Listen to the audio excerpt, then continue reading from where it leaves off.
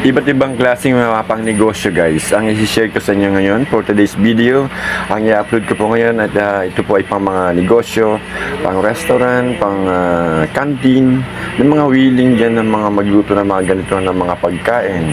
Guys, i-share ko lang po para magkaroon po kayo ng mga idea kung ano po yung gusto ninyo lutuin sa araw-araw na gusto po ninyo.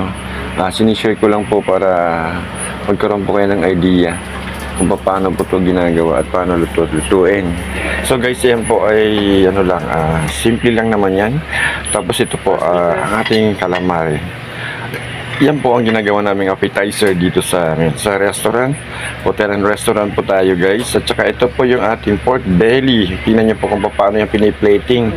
Ganyan po yung pagpiplating ng aming pork belly. May kasama na po yung stir fry vegetable po, sidings po yan. Tapos yung aming kare-kare, yan po yung buntot ng baka na may tuwalya. Yan po, ganyan po yung aming pangkare-kare po dito sa aming restaurant.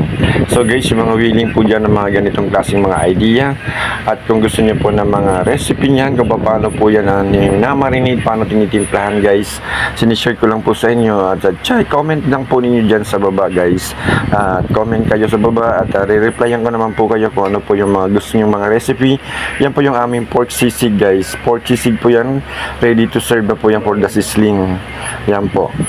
Meron po yan chicken liver, seasoning, kompleto rin po yan guys. Tapos pagka may order, nilalagdagan pa po namin yan ng onions. At yan po ang aming blueberry muffins. Napakasarap po yan guys. Lahat po na pinupost ko dyan guys, yung mga gawa ko po yan lahat. Yan. Meron tayong mga pang dessert na dyan, yung mga pang merienda. Ayan po. Kompleto po yan guys. Kung mga willing kayo ng mga ganitong klase ng mga recipe, comment lang po nyo yan guys sa baba. At saka kung nagustuhan nyo naman po yung video na to guys, paki-like naman po and share naman po sa iba para makita naman din po nila at mapanood din nila yung ating mga bagong mga ina-upload dito ni Summer Shop TV guys. Okay po. So, God bless and thank you po sa mga nag-watch, sa mga sumusupport dyan. Baka naman, yan lang po.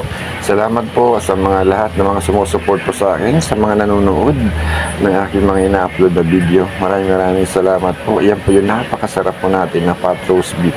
Ito na po yung part 2 ng ating pot roast beef. Sinare ko na rin po din dito. Kita nyo naman po kung paano natin pinalambot yan. Ayan o, sa malaking kaldero po yan guys. 3 to 4 hours po natin yung pinapalambot yan sa slow fire lang po. So sa mga willing po na mga gandong klaseng mga recipe, comment lang niya po dyan sa baba at handa naman ako mag-reply sa inyo.